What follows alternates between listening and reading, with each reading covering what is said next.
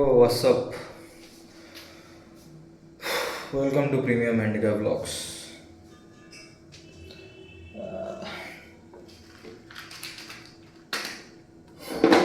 চাই বানাবো, চা খাবো, খাবো। যত দিন যাচ্ছে আস্তে আস্তে মানে মেন্টালি আরো বেশি রকম ড্রাউন জিনিসপত্র হয়ে যাচ্ছে। আমি কি ডুবে যাচ্ছি, বুঝছে না, পারছি না, স্টাক হয়ে গেছে এক জায়গায়। মানে যতই হাত পা নাড়াতে পারছি না, বুঝতে পারছি।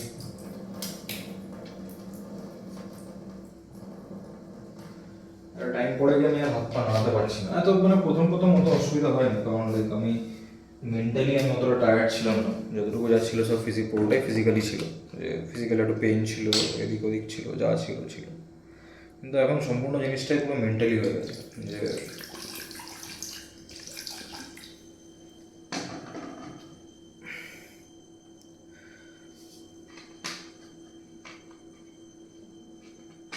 যখন মানুষের কাছে যখন কিছু করার মতো থাকে না, বা মানুষ যখন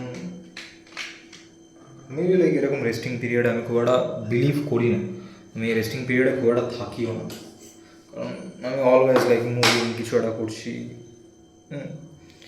আইদার কাজ করছি, না তো জিমে ফোকাসড আছি, না তো কিছু একটা স্কিল শিখছি, কিছু একটা করছি। বাট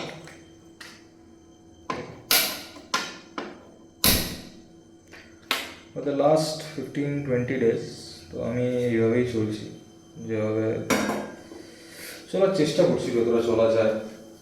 বাট স্লোলি তো সমস্ত মোটিভেশন থেকে শুরু করে মেন্টাল ক্ল্যারিটি বলো, বা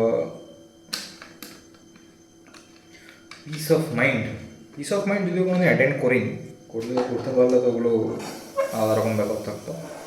বাট যেটুকু যে গ্লিমস আমি অ্যাটেন্ড করেছিলাম এতগুলো বছর ধরে, যতটা মেন্টালি যতটা স্ট্রং করবো না, মেন্টালি যতটা গ্রো করেছিলাম, সেটুকু সব হারিয়ে ফেলছে আস্তে আস্তে।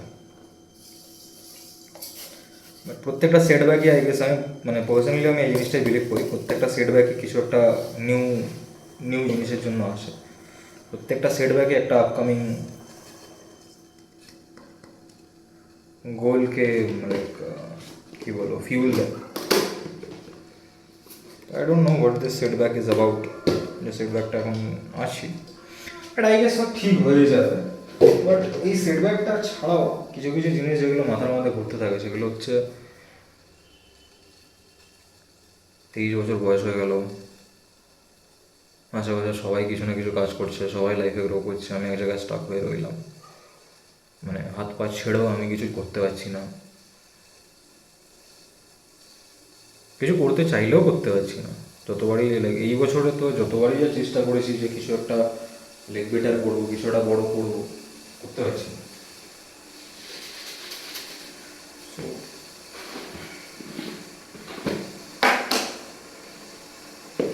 সেটব্যাকের উপরে সেটব্যাক চলেই যাচ্ছে। প্লাস জব তো না হয় ছেড়ে দিলাম, জবের কথা না হয় ছেড়ে দিলাম, তা তো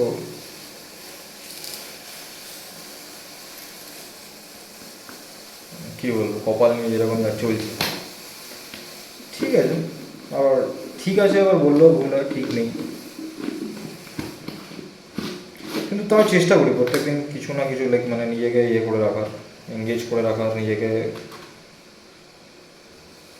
একটু বিজি রাখার, নিজেকে কিছু তো একটা জায়গায় রাখা, যেখানে অন্তপক্ষে আমি আর আমার মাইন্ড যাতে একদম পুরো একা না থাকে। কারণ দ্যাট ইজ একটা হরেফিক জায়গা, ওই জায়গাটা।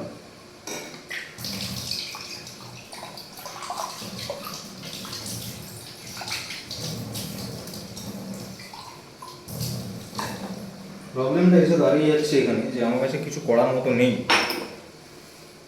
প্রবলেমটা এসে এখানেই দাঁড়িয়ে যাচ্ছে যে আমি চেয়েও কিছু করতে পারছি না,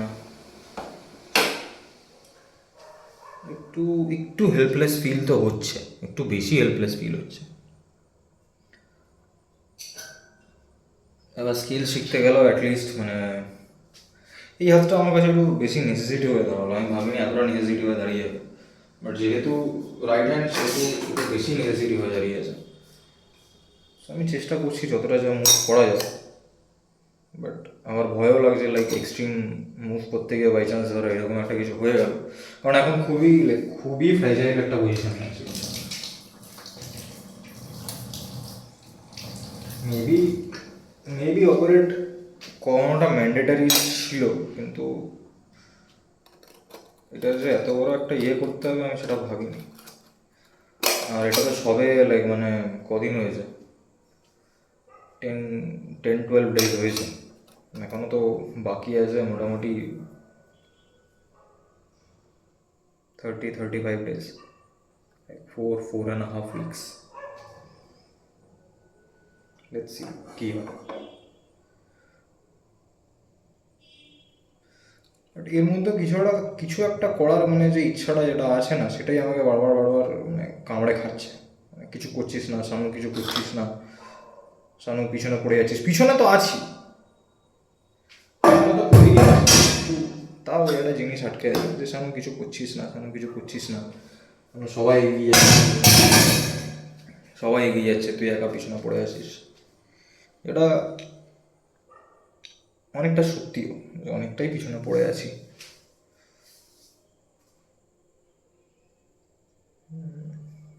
লেটস সি কী হয়। কথা তো দিতে পারছি না, মেবি চেষ্টা করছি এবার থেকে আবার আগের, হ্যাঁ টুকটাক লাইক মানে যে হ্যাবিটগুলো মেন্টালি যেগুলো গ্রো করা যেতে পারে like without physically any challenges, যেমন কিছু একটা স্কিল, নতুন একটা লাইক কি স্কিল ডেভেলপ করা। এই বছর আমি একটা স্কিল ডেভেলপ করেছিলাম যেটা ছিল সুইমিং, কারণ ওটা that came fucking hard to me, like মানে অনেক বছর চেষ্টা করার পরে গিয়ে আমার এটা এসছে। প্রত্যেকবারই চেষ্টা করতে গেছি, হয়নি, চেষ্টা করেছি হয়নি, চেষ্টা করেছি হয়নি, চেষ্টা করেছি হয়নি। বাট এবার একদম পুরো লাইক ফিক্স দিয়েছিল যে হ্যাঁ যাই তাই করুক শিখেই ছাড়বো। তো এবছর শিখেই ছেড়েছিলাম জিনিসটা। তো একটা স্কিল তো এবছর আমি শিখেছি। আই থিঙ্ক যখন ফিজিক্যালি যখন আর পাচ্ছি না, এবার মেন্টালি কিছু একটা স্কিল, এমন একটা স্কিল যেটা মেবি কী বলে ওগুলোকে, পজিটিভ থিঙ্কিং তো নয়, কিছু একটা থিঙ্কিং বলে, মেবি ফিনান্সের কিছু, না তো ক্রিটিক্যাল থিঙ্কিং, হিউম্যান বিহেভিয়ার নিয়ে পড়াশোনা করতে পারি। আমি চেষ্টা করবো এবার থেকে যাতে বসে যাতে না থাকি, কিছু একটা মধ্যে থাকা উচিত, মানে অন্তপক্ষে যেটা ধরেন একটা স্কিল গ্রো করবে। কারণ অ্যাটলিস্ট মানে যেদিকে কিছু তো একটা করা উচিত। এখন আর বসে থাকতে ভালো লাগছে না। মেবি এখন বসে থেকে হয়তো টাকা 2 পয়সা কামাতে পারছি না, কিন্তু কিছু তো এবার একটা স্কিল গ্রো করতে বসা উচিত বলতে বসার ট্রাইও করেছি, এরকম নয় যে ট্রাই করিনি। বাট মেন্টালি এখন আর হচ্ছে না, এখন দিচ্ছে না, ফোকাসটা হারিয়ে গেছে, লাইক এত কিছু পুরো স্ক্যাটার্ড হয়ে রয়েছে। যেদিকে যা চেষ্টা করেছি সেদিকেই যখন মানে পড়ে গেছি না, তখন সব কিছু স্ক্যাটার্ড হয়ে রয়েছে, মানে মেন্টালিও। তো ট্রাই করা যাক, দেখা যাক কীভাবে কী করা যায়। একটু পরেই ভাবছি আবার বসবো। বাট কী নিয়ে বসবো, চেষ্টা করি কী হয় দেখি। আগের ভিডিওতে বলছিলাম কি বলে 2 দিন টানা গ্যাপ করা যাবে না, 2 দিন করা যাবে না, 2 দিন টানা গ্যাপ করলে হ্যাবিট মিস হয়ে যাচ্ছে। তো 2 দিন আমার টানা গ্যাপ হলো, পরশু দিন কালকে 2 দিনই টানা গ্যাপ হলো, আজকে আবার দাঁড়িয়ে আছি যেখানে।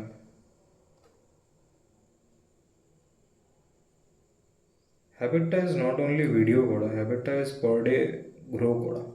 আর পার ডে গ্রো করার সাথে সাথে সেটার একটা লাইক ডায়েরি রাখা। আমার কাছে কোনো ডায়েরি নেই, ডায়েরি লিখতে পারছি না, তো জার্নাল করার জন্য আমার কাছে এটাই আছে। লিখতে পারলে হয়তো আরও বেটার হতো, আমি লাইক জিনিসগুলোকে ভালো ক্ল্যারিফাই করতে পারতাম। বাট যখন করতে পারছি না, this is my way out. Piece out.